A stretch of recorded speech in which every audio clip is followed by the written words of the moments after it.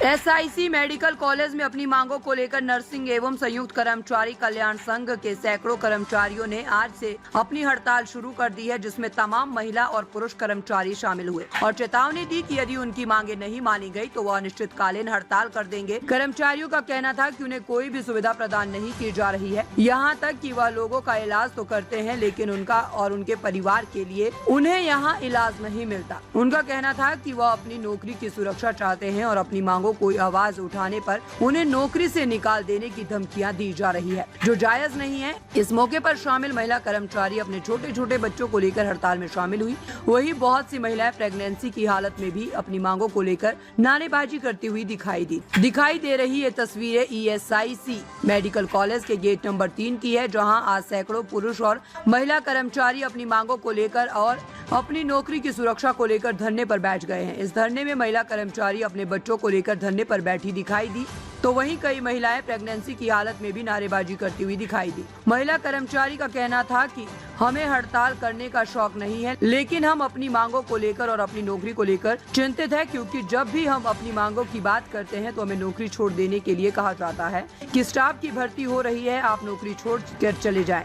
महिलाओं का कहना है कि हम जनता का इलाज करते हैं लेकिन हमें अपने और अपने परिवार के इलाज की सुविधा नहीं है। इसके अलावा अन्य फंड भी हमें नहीं मिलता है और सैलरी भी देरी से मिलती है। यूनियन के जनरल सेक्रेटरी अवधेश और अन्य कर्मचारियों ने बताया कि हम यहां लगभग 15 साल से काम कर रहे हैं और हमें ना तो ESCL मिल रहा है और ना ही कोई बेनिफिट और मेडिकल इलाज के साथ साथ जॉब की गारंटी मिल रही है। उन्होंने कहा है कि यदि मांगे नहीं मानी गई तो हड़ताल जारी रहेगी। मेरा नाम कपिल है। कपिल, क्या कहना चाहोगे? बताया जा रहा है कि आपको चोरी का इल्जाम लगा के जो है निकाल दिया गया था। हाँ जी सर, मेरे को अक्टूबर में 24 तारीख को चोरी का इल्जाम लगा के हॉस्पिटल से निकाल दिया गया था। उन्होंने मेरे ऊपर झूठा चोरी को आरोप लगाया, जिसका नाम है हरी सिंह ANS, और उसके खिलाफ मेरे पास सारे सबूत है, चैट वगैरह है सारी और ऑनलाइन ट्रांजेक्शन वगैरह सारी है। उसके बाद मैंने उनकी कंप्लेंट वगैरह दी, तो कंप्लेंट देने के बाद वो मेरे घर पहुंच गए। घर दबाव डाला इधर उधर से, पॉलिटिशियन प्रेशर बना के।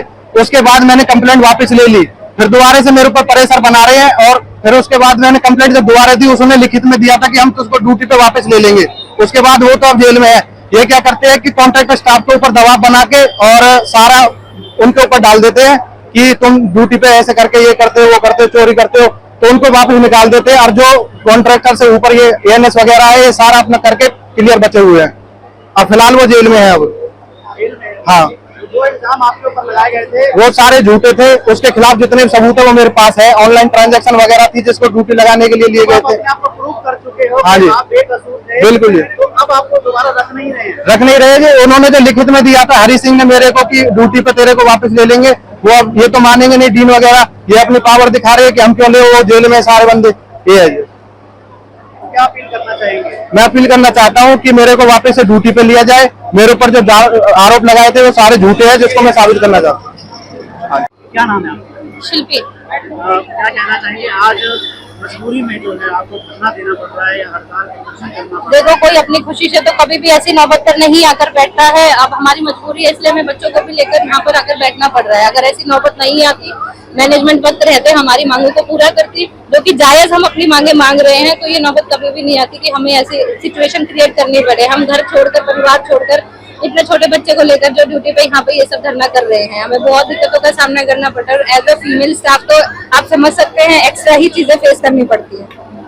बताया जा रहा है कि आपके बीच में कई ऐसी स्टाफ कर्मी भी हैं जो प्रेग्नेंट भी हैं, आप बच्चा भी आप देख सकते हैं यहाँ पर काफी सारे प्रेग्नेंट लेडीज भी बैठी हैं, जिनकी वजह से भी हमें एक्स्ट्रा केयरफुल में रहना पड़ रहा है, क्योंकि हम नहीं चाहते कि इस सब चीजों की वजह से स्टाफ को भी सफर करना पड़े। बट मैनेजमेंट शायद इस चीज को इग्नोर कर रही है।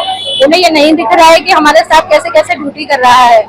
और प्रेगनेंसी के अलावा भी कीमोथेरेपी का भी एक इशू है। ऑन्को वार्ड में स्टाफ को कितना मजबूरी से ड्यूटी करनी पड़ रही है, उनकी कोई सेफ्टी सिक्योरिटी नहीं है, जिसकी वजह से भी हमें बहुत दिक्कतें आ रही है। पर हमारी कोई सुनवाई लंबे समय से नहीं हो रही है। क्या मांग करना चाहेंगे मीडिया के माध्यम से? देखिए, मांगे तो बहुत सारी हैं हमारी, लेकिन सबसे पहले जो प्रायोरिटी बेसिस है वो जॉब सिक्योरिटी की है, क्योंकि जॉब सिक्योरिटी हमारी रहेगी तभी आगे जाके कुछ हो पाएगा।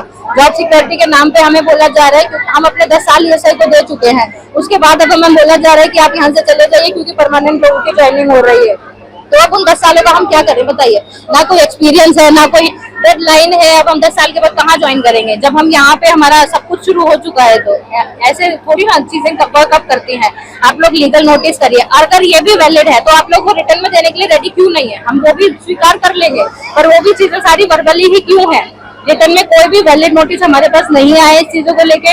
मैनेजमेंट सिर्फ बातें करके इधर से उधर हमें बहलाने फुसलाने की कोशिश कर रही है बहुत लंबे समय से। सब लोग फरीदाबाद से ही है तो बाहर से? नहीं, बहुत लोग राजस्थान से हैं और दूर दूर से स्टाफ यहाँ पे रूम लेके स्टे करते हैं, लेकिन अभी बहुत दिक्कतों का सामना करना पड़ रहा है। काफी लोग 3-4 दिन से घर भी नहीं गए हैं, इन्हीं सब चीजों की वजह से लगे हुए हैं। आज अगर आपकी बातें नहीं मानी जाती है तो ये कब तक चलेगा आपका प्रोसेस? हम लोग ये स्ट्राइक नहीं छोड़ेंगे जब तक कि हमारी मांगे पूरी नहीं की जाती है।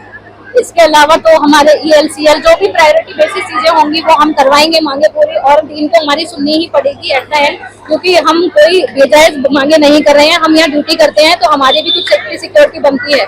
हम अपने 24 घंटे में से 12 घंटे अगर हॉस्पिटल में दे रहे हैं तो उसके पीछे हमारा क्या है? ना हमारा यहाँ पे इलाज हो सकता है, ना हमारे पेरेंट्स का यहाँ इलाज हो सकता है, हमारे बच्चों का इलाज नहीं यहाँ पे होता है, तो हम क्या करेंगे बताइए? हम सिक्योरिटी हम ट्रीटमेंट दे रहे हैं पेशेंटों को, लेकिन हमारे ट्रीटमेंट कौन करेगा? क्या हम बाहर जाकर अपने पैसों से ट्रीटमेंट करवाना उचित है क्या? प्राइवेट सेक्टर्स में भी ये चीजें वैलिड नहीं है जो एज ए गवर्नमेंट स्टाफ हमें यहाँ पे फेस करनी पड़ रही है। अब देखते हैं, तो अब इसी तरह से जब तक मांगे पूरी नहीं होंगी बैठे रहेंगे? मांगे पूरी नहीं होंगी, स्ट्राइक 24 घंटे चलेगी, 24x7 स्ट्राइक चलेगी जब तक मांगे पूरी नहीं की जाए। रिलैक्स होकर बोलो, घबराओ मत, थोड़े से घबराहट आती है, ठीक है? एक बार शुरू से बोल देना, एक बार ना बोल दो। क्या नाम है भाई आपका? मेरा नाम अवधेश कौशिक है, मैं ESIC यूनियन का जनरल सेक्रेटरी हूँ। और यहाँ क्या मजबूरी है जो आज हड़ताल कर रहे हैं? काफी समय से 14-15 साल से स्टाफ यहाँ कॉन्ट्रेक्चुअल स्टाफ काम कर रहा है, जिसको ना तो कोई बेनिफिट मिल रहा है और ना कोई ELCL है।